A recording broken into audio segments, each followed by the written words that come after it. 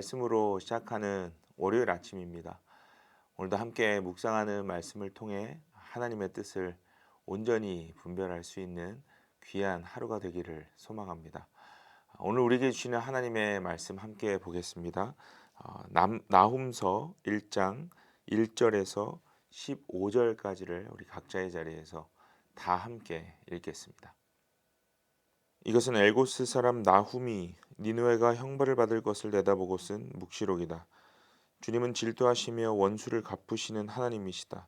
주님은 원수를 갚으시고 진노하시되 당신을 거스르는 자에게 원수를 갚으시며 당신을 대적하는 자에게 진노하신다. 주님은 좀처럼 노하지 않으시고 권능도 한없이 많으시지만 주님은 절대로 죄를 벌하지 않은 채 내버려 두지는 않으신다.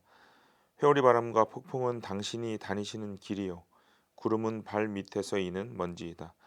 주님께서는 바다를 꾸짖어 말리시고 모든 강을 말리신다. 바산과 갈멜의 숲이 시들며 레바논의 꽃이 이운다. 주님 앞에서 산들은 진동하고 언덕들은 녹아내린다. 그의 앞에서 땅은 뒤집히고 세상과 그 안에 있는 모든 것은 곤두박질한다. 주님께서 진노하실 때에 누가 감히 버틸 수 있으며 주님께서 분노를 터뜨리실 때에 누가 감히 견딜 수 있으랴. 주님의 진노가 불같이 쏟아지면 바위가 주님 앞에서 산산조각난다. 주님은 선하심으로 환난을 당할 때에 피할 피난처가 되신다. 주님께 피하는 사람은 주님께서 보살펴 주시지만 니느웨는 범람하는 홍수로 쓸어버리시고 원수들을 흑암 속으로 던지신다. 그들이 아무리 주님을 거역하여 음모를 꾸며도 주님께서는 그들을 단번에 없애버릴 것이니 두 번까지 수고하지도 않으실 것이다. 그들은 가시덤불처럼 엉클어지고 술고래처럼 골아떨어져서 마른 건불처럼 다 타버릴 것이다. 주님을 거역하며 음모를 꾸미는 자, 흉악한 일을 부추기는 자가 바로 너 니느웨에게서 나오지 않았느냐. 나 주가 말한다. 그들의 힘이 막강하고 수가 많을지라도 잘려서 없어지고 말 것이다.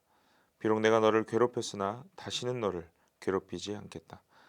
나 이제 너에게서 그들의 멍에를 꺾어버리고 너를 묶은 사슬을 끊겠다. 주님께서 너를 두고 명하신 것이 있다. 너에게서는 이제 내 이름을 이을 자손이 나지 않을 것이다. 내 산당에서 새겨 만든 신상과 부어 만든 우상을 다 부수어버리며 내가 쓸모없게 되었으니 내가 이제 내 무덤을 파놓겠다. 보아라, 좋은 소식을 전하는 사람, 평화를 알리는 사람이 산을 넘어서 달려온다. 유다야, 내 절기를 지키고 내 서원을 갚아라. 악한 자들이 완전히 사라졌으니 다시는 너를 치러 오지 못한다. 하나님의 여러 가지 속성 중에 중요한 속성이 한 가지 있습니다. 그것은 바로 기다림이라는 속성입니다. 하나님은 우리가 돌이킬 수 있는 시간과 여건을 언제나 마련해 주시고 또 우리를 기다려 주십니다. 그 기다림의 시간을 통해 우리는 스스로의 삶을 돌아볼 수 있고 또 그 과정을 통해 하나님의 뜻을 깨닫게 됩니다. 그러나 하나님께서 기다려 주심에도 불구하고 여전히 내가 불의하고 또 죄를 짓는 그 자리에 머물러 있다면 때로 우리를 엄하게 다스리실 때가 있습니다. 오늘 나홈서에 등장하는 이 니느웨가 바로 그러한 케이스죠. 이 나홈서는 요나서와 함께 아수르에 대한 여호와 하나님의 예언을 묵시로 기록한 책입니다. 그러나 요나서와는 반대의 내용이 기록되어져 있습니다. 이 요나서가 니느웨와 또 그 수도인 아수르 지역의 니느웨 회개의 용서를 다루고 있다면 이 나훔서는 이와 반대로 니느웨의 심판과 멸망을 다루고 있습니다. 이 이해를 좀 돕기 위해서 나훔 선지자가 이 책을 기록한 이 당시의 배경을 좀 먼저 살펴보겠습니다. 이 당시 아수르는 세계 역사상 가장 큰 제국의 면모를 갖추었던 최초의 나라였습니다. 당시에 이 한세기라는 긴 시간 동안 강대국이었던 애굽까지 정복하면서 그들은 번영을 누렸고 또 북이스라엘과 남유다를 무너뜨렸던 강대국이었죠.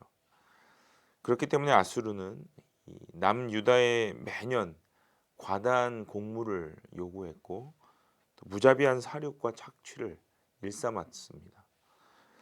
말로 표현할 수 없는 이 무자비함과 또 잔인함이 그들의 상징이었기 때문에 이전에 이 니느웨를 향해 회복을 선포하라고 명령을 받았던 요나의 불순종이 어느 정도는 이해를 할 수 있을 것 같습니다. 그럼에도 불구하고 하나님은 요나를 통해서 니느웨와 아수르의 기다림의 시간을 허락하셨습니다. 그런데 오늘 본문은 전혀 다른 말씀을 선포하시죠. 여전히 자신들의 강함으로 세상을 짓밟고 있었던 이 아수르에게 하나님은 오늘 본문 말씀을 통해 결국은 심판할 것이다 선포하셨어요. 이 나훔 선지자는 당대 최고의 절정기를 누리고 있던 이 대제국 그 아수르를 향해 여호와 하나님의 심판을 선포하고 있는 것이죠. 오늘 본문 10절과 14절을 보시면 너무나 구체적으로 그들을 어떻게 심판하실 것인지를 표현하셨습니다. 그런데 이러한 심판의 선포가 있기 전에 오늘 본문 초반절에는 하나님의 속성이 어떠한지를 먼저 설명하셨어요. 심판하시지만 그분의 속성은 원래 이런 것이었다라고 설명하죠. 오늘 본문 2절입니다. 이렇게 말씀합니다. 하나님은 질투하시고 원수를 갚으시는 분이라고 기록하고 있어요. 그러나 아무 대상에게나 그렇게 하시는 것은 아니라고 말씀하죠. 2절 후반부를 보시면 하나님을 거스르는 자와 대적하는 자들에게 진노하신다라고 그 대상을 아주 명확히 밝히셨습니다.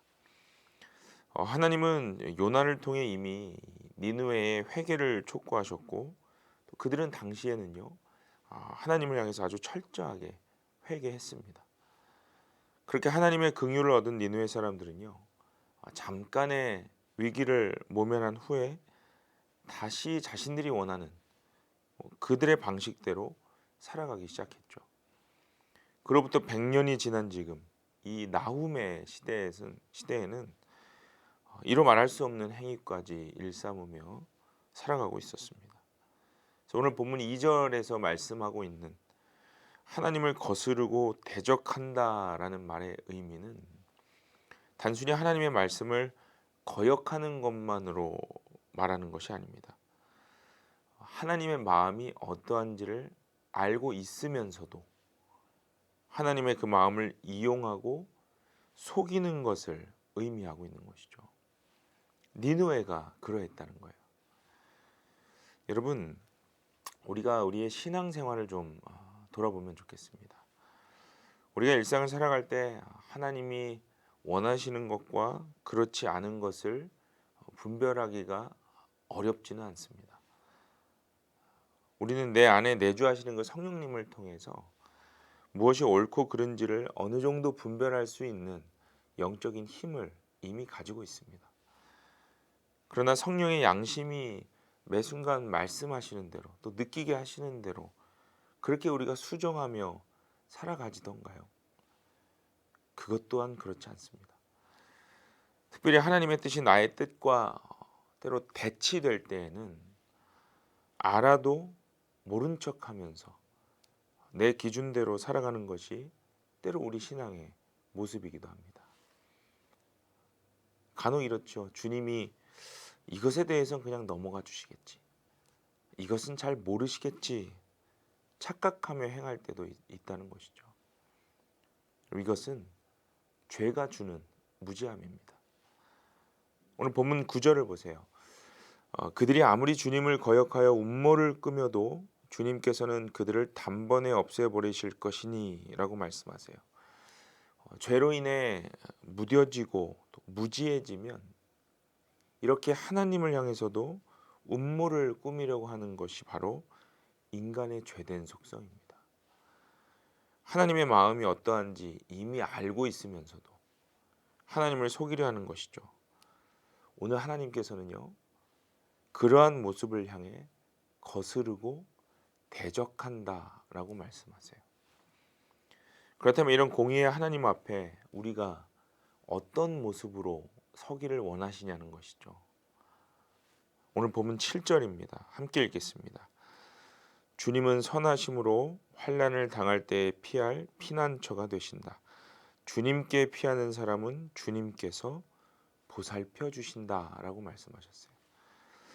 여기서 이 피한다는 말의 히브리 단어 하사라는 이 단어는요, 단지 장소를 이동해서 피신하는 그런 어떤 물리적인 개념만 있는 것이 아닙니다. 이 말은 하나님을 진심으로 믿고 따르는 자들이라는 의미가 포함되어 있습니다.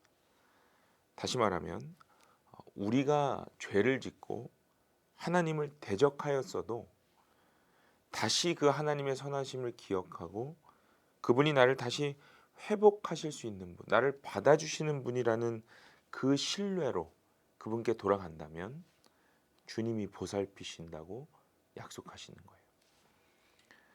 사랑하는 여러분, 오늘 본문 3절의 말씀처럼 우리 하나님은 좀처럼 노하지도 않으시고 또 그 권능과 긍휼이 한이 없으신 분이십니다. 그러나 그 하나님의 속성을 이용하는 신앙은 내버려 두지 않으세요. 잘못된 길로 가지 않도록 다시 그 궤도 안으로 들여놓으시기 위해서 때로는 공의로 다스리실 때가 있습니다. 우리가 지혜로운 그리스도인이라면 오늘 본문 7절의 말씀처럼 지금 우리 앞에 놓여진 그 상황들, 그것 또한 하나님께 맡기고 주님께 피하여서 결국은 그분의 도우심으로 살아가야 한다는 것을 깨닫고 고백해야 할 것입니다. 혹 우리가 억울한 일을 좀 당하고 있다고 할지라도 우리의 방법이 아닌 우리를 온전히 도우시는 하나님께 맡길 수 있는 믿음과 신뢰가 우리에게 있어야 할 것입니다.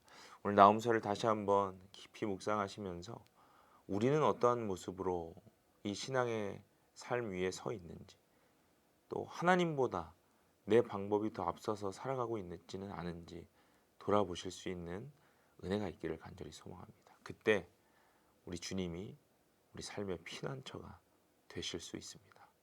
그렇게 오늘도 우리를 붙드실 주님 기대하며 오늘 하루 주 안에서 승리하시기를 간절히 소망합니다.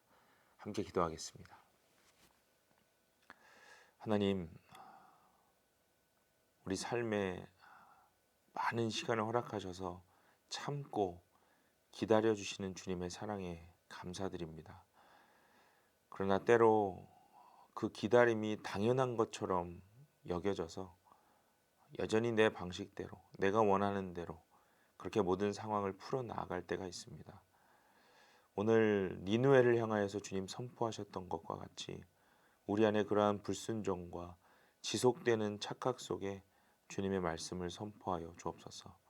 그래서 다시 한번 돌이켜 하나님께 맡겨야 하고 주님께서 나에게 주시는 그 말씀을 따라야 함을 깨달을 수 있게 하여 주옵소서. 때로 우리가 억울한 일을 당하고 있을 때에 그것을 내 힘으로 해결하기보다 하나님께 먼저 엎드리고 주님이 해결하실 수 있는 방법이 무엇인지를 간구할 수 있는 지혜가 우리 안에 있게 하시기를 원합니다. 오늘도 그렇게 성령 하나님 보혜사로 우리를 도우셔서 주님의 말씀과 뜻에 온전히 반응할 수 있는 우리 모두가 되게 하여 주옵소서. 살아계신 예수님의 이름으로 간절히 기도드립니다. 아멘.